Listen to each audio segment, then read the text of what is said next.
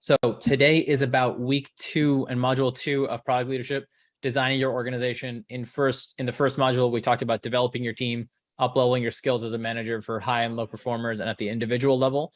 Now we talk about at the team level, how do you be thoughtful about how you design your organization? We're joined today by our great featured guest, Heidi Gibson. Heidi, welcome. How are you? I am awesome. I will admit that I'm still waking up a little bit, but that's totally fair. I'm very excited to share my learnings today. Awesome. Great. We're really excited to have you. If you could tell folks maybe like 60 seconds about some of your recent product experience, that would be great. Sure. I recently joined Adobe about a month ago, where I am actually embarking on this exact exercise again. So all of this is relevant for me. I'm leading product-led growth, which is really a new discipline there, sitting between marketing and product. And so right in the mix of it.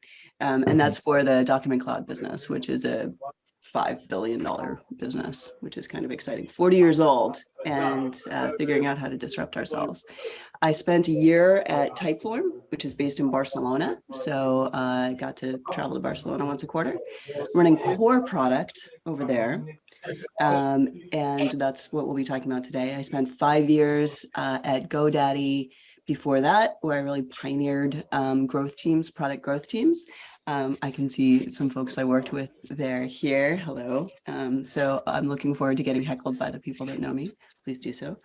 And I've overall been doing product for 20 odd years. I took 5 years off to open a small local restaurant chain and become a chef. So I have an alter ego, which is the commander-in-chief of the American Grilled Cheese Kitchen. So if anyone has questions about grilled cheese, I'm here for you. Okay, so we have some Q&A topics just to precede: grilled cheeses and melts, Barcelona tips. So like we could definitely start a thread on everyone's top recommendations in Barcelona, just to give some ideas to folks here. So that's awesome. Thank you so much for that intro. Let's talk today about your time at Typeform. So we're going to talk through one long case study, but it's kind of broken into these two subparts. First, talking about organizational design, and kind of talking about owners versus facilitators. Again, these are kind of to the room. These are two of the highlights of the module content. The goal of today is to kind of highlight one or two concepts. It's not a review of the content. That takes time that you need to kind of time block on your calendar app of choice. So for us, it's to how do we illustrate this, bring it to life, show it in the real world, and how it happened in this case at Typeform. So with that, let's dive in and talk organizational design at Typeform. Heidi, tell us a little bit about kind of Typeform as a business. Maybe people might be familiar with it, potentially just as consumers. Tell us a little bit more about the company and what it was like when you joined. Yeah, for those that aren't familiar with Typeform, you probably have filled out a Typeform at some point. A decent portion of the population has. Typeform is pretty straightforward. It's a form building tool. So it's pretty horizontal in application, primarily used by small businesses. It's very easy to use, no code, super simple way to build a form. Forms are used for market research, feedback, lead generation, a whole number of different things, but primarily B2B. And it's a 12-year-old company. Was about 300 people when I joined, running about 65 million ARR. And the goal was, let's go big. So really looking to expand and grow rapidly. It's as I said, a fairly mature product that had product market fit, but in this kind of specific niche.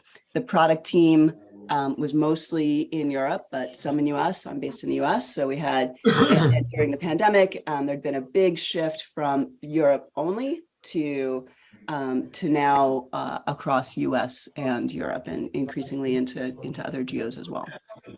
Interesting.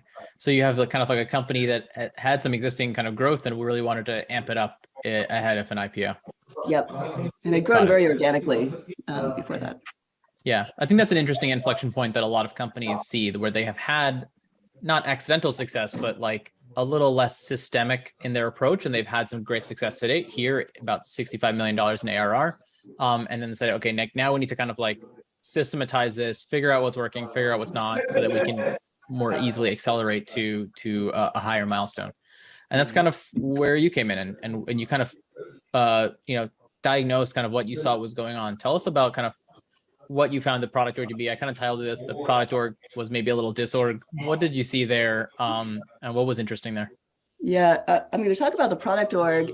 First, I actually want to make a comment about product strategy, because something I've learned the hard way is you need to understand your product strategy and what it is you're trying to do before you get into designing an organization to deliver that strategy. And when you're working through your organization, that's a North Star to keep coming back to, is what's the strategy, what are the priorities, what is it we want to get done in the next year? And that will help you kind of make decisions and trade-offs and things along the way, which you will have to make. So I was simultaneously kind of assessing the product org, which had some tactical issues, which I very quickly heard about from everyone, and also assessing the state of the product strategy. So we had these very ambitious goals, as I mentioned, to accelerate our growth.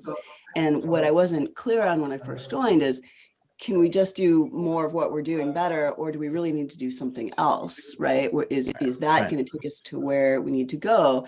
And do we understand what's going to take us to where we need to go? And so I kind of did those two things in parallel. But the basic state of the product organization, around 15 PMs, I found that it was very layered. So we had situations where there was, one kind of junior PM reporting to a senior PM, reporting to a group PM, reporting to a director, reporting to me, reporting to a CPO.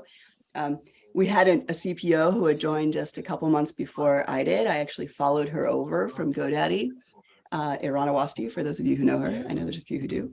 And so she had a much larger remit than just the product org. So she was running performance marketing and support and a whole number of areas. So she brought me in to focus specifically on the product org, and she had a number of other people kind of working across all of it. We were also doing fundraising in the middle of this, so that was taking up a lot of her time. Busy. Yeah.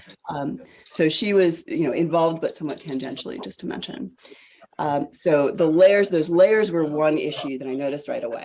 And my concern there was we had these little silos of people and a lot of kind of overlap and management layers. Everyone wanted to be a manager. And when I started poking on, okay, why does everyone want to be a manager? It's because they believe that that's how they would get a promotion. So another issue was, okay, we need to reset expectations around how you get a promotion. We need to make sure that everyone's got a path to growth, and that is whether or not you become a manager, right? Yeah. When I polled the team, and so I went and interviewed all the product managers in the company, not all of whom reported to me. So I went and talked to everyone and what do you think our strategy is? What's working? What's not, right? And just start getting an idea.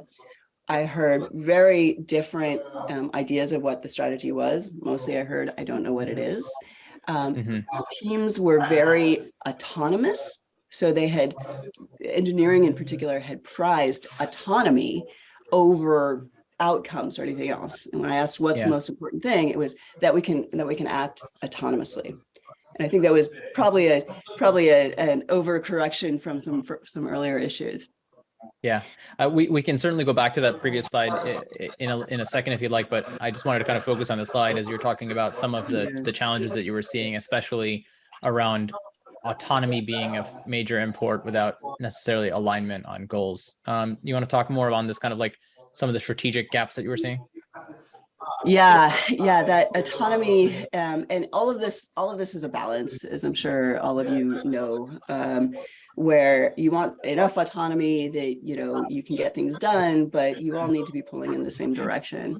So what I have found is that the sort of overall strategy and goals, that really needs to be top down. So there needs to be a product vision and an overarching product strategy, and that needs to be clear to everyone. And it's the responsibility of the product leaders to deliver that and to make sure everyone understands it. And if you're sitting in a role where you don't know what that is, agitate, don't take I don't know for an answer, or maybe this is an opportunity for you to figure out the strategy. but making sure that it's communicated over and over and over and over to everybody, to the product teams and engineering and design. So everyone needs to understand. You'll feel like you're repeating it ad nauseum. Repeat it 20 more times. Additionally, what I found at Typeform was this very sort of beautiful, sort of ambiguous vision that hadn't been translated into an actual strategy. You know, what are we going to do in the next year? What are the 3 most important things to do in the next year? Was really unclear.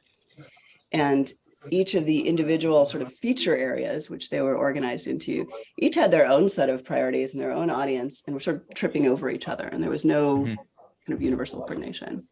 So it sounded like there was like this. Oh, sorry, go ahead. Oh, and there were some other areas with no coverage, no product manager coverage, which we'll talk about a little bit more too. For sure.